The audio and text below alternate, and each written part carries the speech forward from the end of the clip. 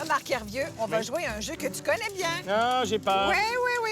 J'ai peur. Alors, j'ai un bouton sur le bout de la langue. J'ai un bouton sur le bout de la langue qui m'empêche de tout lutter. Puis ça me fait bégayer 1932. La Bolduc. Bravo! Une deuxième. Oui, oui, pourquoi pas. 1942, Tico Tico, Alice Robbie. Au tico tico tico tico tico tac, ce tico tico, même mon cœur tout en micmac. Tico tico. Ça a été incroyable. Hey, j'ai quasiment l'idée d'en faire une pour toi. C'est-à-dire Sérieux? que moi, je pige et c'est Ouais. toi qui la chante. Et c'est moi qui chante? Oui. Tu pourras venir faire le spectacle avec nous après si tu... Oui, bien Le sûr. Rapide Blanc, Oscar Tifo, 1954. Ah, ouais, C'est ça, t'es bon, t'es bon, t'es bon. Ah ouais, OK. Ah ben, a dit, entre donc ben hardiment, mon mari au Rapide Blanc. Il y a des hommes de rien qui rentrent puis qui rentrent. Il y a des hommes de rien qui rentrent puis des hommes de rien. Hey. Ah oui, hey. Comme on connaît nos classiques. Je t'engage.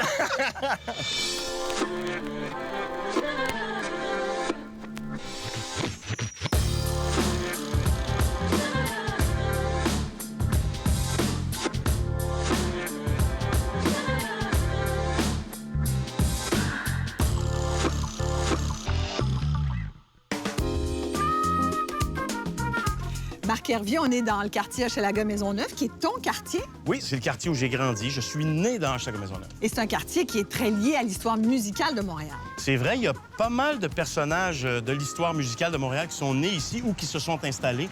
Par exemple, la Bolduc, qui habitait sur la rue Les Tourneux, pas très loin. La Bégade Bois, qui était sur Pineuf, qui venait aussi nous voir dans les cours d'école avec ses cahiers de la bonne chanson. La bonne chanson française. Bien sûr, bien sûr, bien Et sûr. notre ténor national habitait ici. Ben, si tu le dis, en fait, j'habitais juste là. Voilà. Marc Hervieux, c'est très montréalais d'être... Regarde, on veille sur le perron.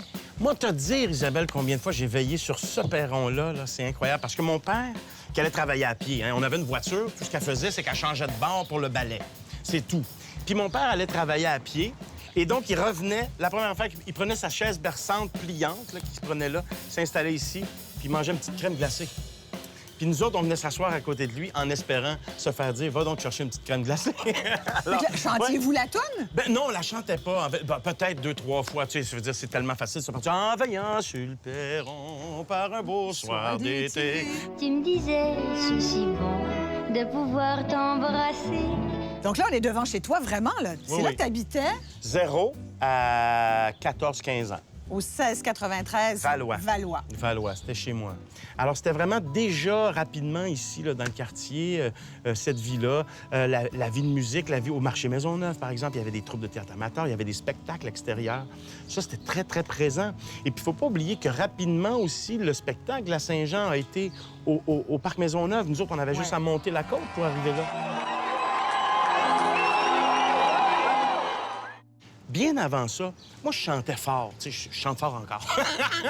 Je chantais fort ici, et puis chez mes amis, puis tout ça. Puis il y avait toutes plein de madames ou de monsieur qui venaient sonner ou cogner pour dire « Hey, parce que dans ce temps-là, il y avait des tavernes dans Hochelaga-Maisonneuve. C'était les premières salles de spectacle dans Hochelaga-Maisonneuve, en tout cas. Les gens avaient des spectacles, tout ça, et ils voulaient que j'aille chanter dans les tavernes. Ah, c'était Mais pas mon des père- plaintes, là. Non! Mais mon père, il voulait pas, évidemment. Moi, je voulais. Ça y est, je me voyais, écoute, au top, là, avec ça. Mais mon père voulait pas. Donc, à cause de ça, j'ai retardé un peu mes affaires. Tu sais, Mais tu savais pas que tu avais une voix de ténor. Non, moi j'écoutais José Todaro présente à la TV, puis Yolande Guérard. Puis il me fascinait parce qu'il y avait des grosses voix, eux autres, tu sais. Puis j'essayais juste de les imiter. J'ai vu sous le ciel bleu là-bas, sous les tropiques. Après est arrivé mon entrée dans des vraies salles. Tu sais, par exemple, au marché Maisonneuve, il y a une troupe de théâtre amateur. J'ai fait partie de cette troupe amateur-là. L'histoire réellement du début de mon coup de pied là, pour dire je vais faire ça dans la vie, c'est à la Nouvelle Compagnie théâtrale au Théâtre Denis-Pelletier, où ils cherchaient quelqu'un pour chanter des extraits de l'opéra Don Giovanni dans une pièce de théâtre. Et moi, j'ai dit, je vais aller passer les auditions. Fait que je suis allé chez Archambault, j'ai acheté le disque, la partition. Je lisais pas la musique encore, j'avais pas fait d'études, là. J'ai appris par oreille ce qu'ils demandaient de Don Giovanni, de Mozart. Je suis arrivé à l'audition, je l'ai chanté.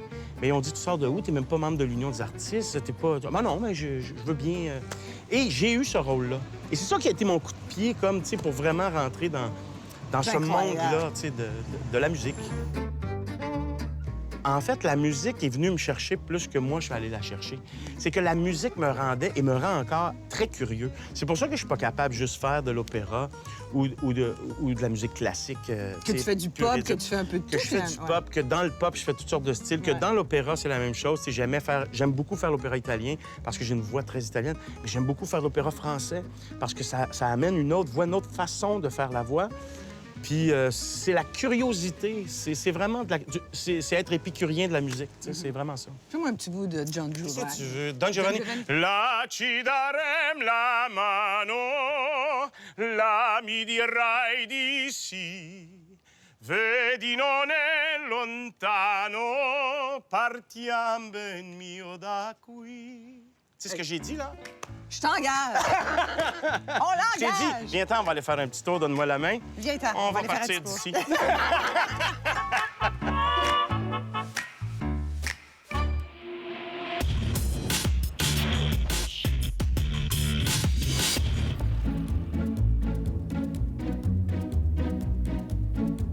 Remonter au début de la chanson à Montréal, c'est se souvenir de Mary Travers, dite la Bolduc.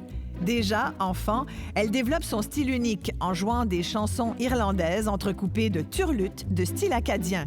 Sans le savoir, la Bolduc établit les bases folkloriques de la chanson québécoise. À 13 ans, elle va travailler à Montréal où elle commence à chanter des chansons inspirées par la vie des gens et du climat social qui ont vite fait séduire les mères de famille et les ouvriers. Les succès se multiplient. Elle lance un disque par mois. On la voit sur scène presque tous les soirs. La Bolduc devient la coqueluche des cabarets montréalais. Alice Robbie, de son vrai nom Alice Robitaille, connaît elle aussi une ascension fulgurante sur la scène montréalaise dès l'âge de 12 ans. Ses chansons Bésame Mucho et Tico Tico deviennent de tels succès qu'on lui ouvre toutes grandes les portes des cabarets de Paris, Londres et New York. On associe Félix Leclerc à l'île d'Orléans. Pourtant, le chanteur a longtemps résidé à Vaudreuil, dans l'ouest de Montréal, où il a composé plusieurs de ses succès. Chansonnier à la voix grave et unique, il nous a légué des chansons immortelles. Les souliers ont beaucoup voyagé, ils m'ont porté de l'école à la guerre. J'ai traversé sur mes souliers ferrés le monde et sa misère. Michel Louvain enregistre son premier succès, Buenas noches, mi amor. Suivront d'autres comme Louise et sa légendaire Dame en bleu. Du jour au lendemain, le chanteur devient la plus grande vedette du Québec. Des jeunes femmes s'évanouissent en le voyant. Il provoque tant d'émeutes qu'on doit l'évacuer d'un spectacle en hélicoptère pour éviter que la foule se l'arrache. Au milieu des années 50, le théâtre de Verdure s'installe au Parc La Fontaine. C'est là que vont se produire de grands noms de chez nous, comme Clémence Desrochers, Pauline Julien, Claude Gauthier, Raymond Lévesque. L'Orchestre symphonique de Montréal présente aussi des concerts populaires à la Place des Arts et invite des chanteurs comme Ginette Renault, Gilles Vigneault, Claude Léveillé. Les années 70 marquent les grands rassemblements sur le Mont-Royal pour célébrer la Saint-Jean-Baptiste. C'est lors de la fête de 1975 que Gilles Vigneault chantera pour la toute première fois Jean du pays. L'année suivante, le spectacle 1x5, avec Charlebois, Léveillé, Ferland, Deschamps et Vigneault, fait vibrer la montagne devant plus de 300 000 personnes. C'est aussi là qu'émergent des groupes et des chanteurs qui font partie de notre imaginaire collectif. Richard Séguin, Plume, Claude Dubois, Harmonium, Offenbach et Beau Dommage, qui a fait du 67-60 Saint-Vallier Montréal une adresse mythique. Dans la foulée, Alain Simard et ses associés créent le Festival de jazz qui fait rayonner Montréal sur la scène mondiale du jazz. Des légendes y laisseront leur marque. Miles Davis, Ella Fitzgerald, B.B. King, Stevie Wonder et Prince.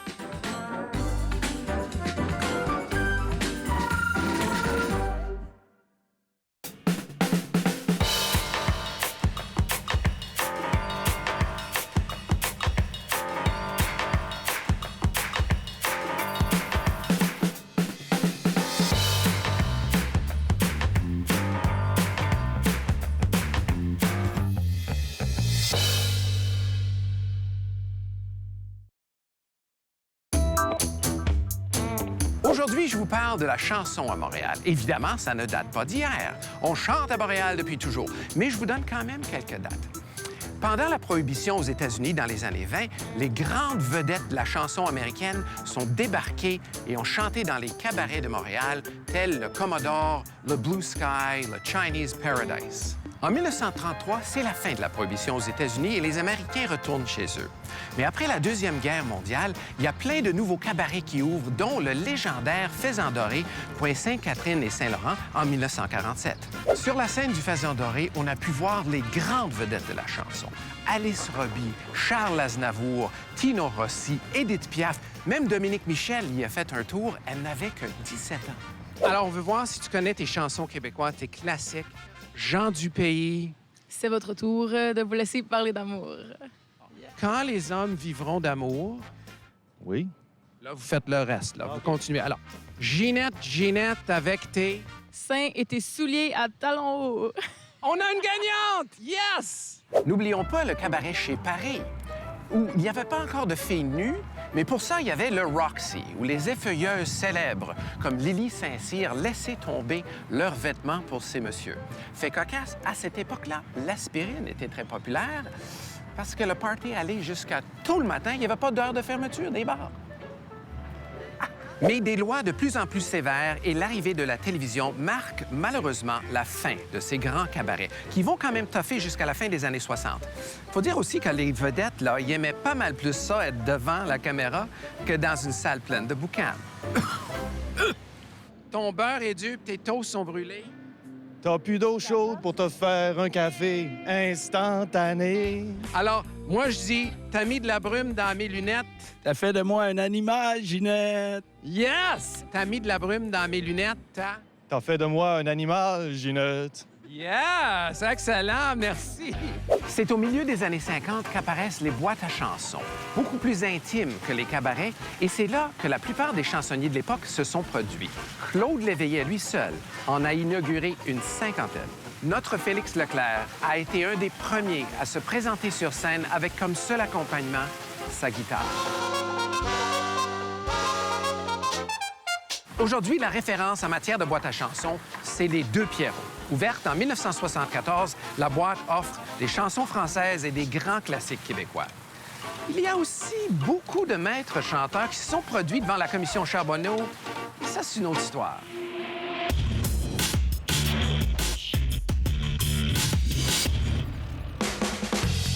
C'est une idée du maire Jean Drapeau qui souhaitait revitaliser le centre-ville qui donne vie à la Place des Arts. C'est un lieu de culture incontournable à Montréal. L'endroit accueille chaque année plus de 900 000 spectateurs attirés par une programmation variée.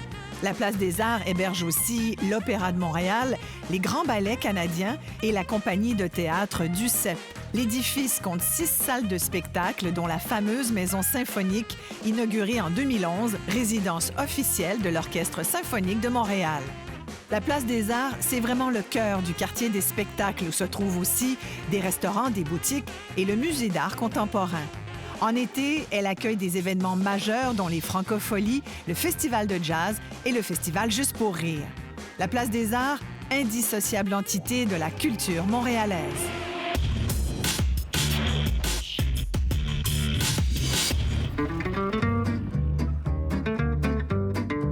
Ce qui est chouette, Marc, c'est que finalement, tu me rappelles que la musique, la chanson, ça fait partie de la culture populaire de Montréal. Bien, tout à fait. D'ailleurs, dans le quartier ici, pas très loin, tu vois, il y a eu les concerts populaires, par exemple, de Montréal, qui ont été créés en 64 par le maire. Et le but de ça, c'était justement... Drapeau. Le maire Drapeau. Et le but de ça, justement, c'était d'amener la grande musique, la musique classique, dans les quartiers populaires. C'est vraiment un moment où les gens se réunissent. Il y a 3000 personnes, quand même, et les gens sont là dans un cadre de fête, d'été. Et ça a peut-être donné, justement, les Francopholies de Montréal, les grands festivals de musique forcément. qu'on a. C'est parti aussi un peu de là, finalement, de cette culture populaire via les concerts, la musique, la chanson. Oui, puis on sent que, tu sais, Montréal a eu ça depuis longtemps. mais a envie de ça encore plus même. Parce que, tu sais, on est parti du temps où il y avait aussi, après ça, le festival de jazz, puis là, c'est greffé à ça les Franco, puis Juste pour rire, puis tout ça, où il y a quand même de la musique. Puis dans tout, il y a de la musique, tu sais, que ce soit un festival de théâtre ou un festival d'humour, il y a de la musique à un moment donné. Donc ici, vraiment, un quartier ouvrier, je pense que les gens aussi avaient envie de ça, pour oublier certaines conditions de travail, pour oublier certaines situations. La Bolduc l'a chanté. La Bolduc l'a La tellement Bolduc, chanté. c'était la chanteuse des ouvriers, c'était la voix des travailleurs. D'ailleurs, la Bolduc, en fait, a habité ici dans le quartier, sur la rue des Tourneux à côté, mais a fait un succès phénoménal, par exemple, au Monument national. Elle est allée chanter au Monument national. Alors, il y avait des affaires très, très différentes qui se confrontaient au Monument national. Tu avais Émile Nelligan, qui, au tournant du siècle, qui racontait ses poèmes sur la scène, qui était une grande vedette. Puis là, tout à coup, avec la crise, arrive la Bolduc. Puis là, la Bolduc, elle, raconte, parle, chante des chansons avec ce que les gens disent dans la rue, tu sais.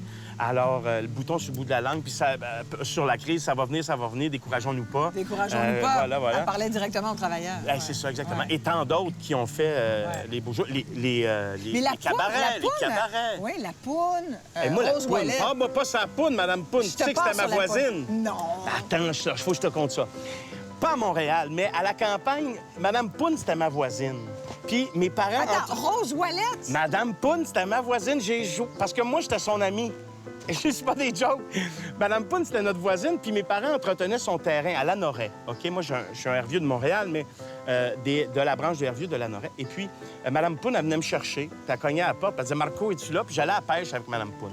Je sais pas si Madame Poune, ici, dans le coin, je sais qu'elle était au Théâtre national, tu sais, sur Sainte-Catherine. Mais tu sais, tous ces théâtres-là, où il y avait, dans la soirée, tu sais, les sketchs, évidemment, le théâtre de Vaudeville, mais il y avait une partie musicale aussi. sûr. Les cabarets, il y avait le cabaret de l'Est, ici, sur Notre-Dame.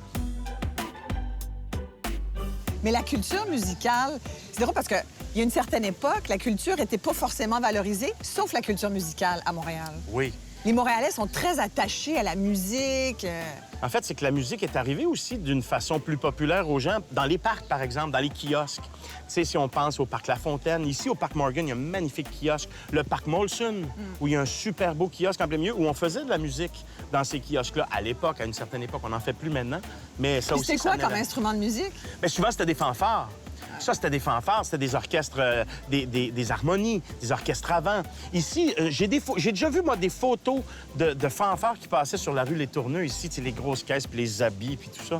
Il y avait cette, évidemment... C'était la fête. C'était la fête.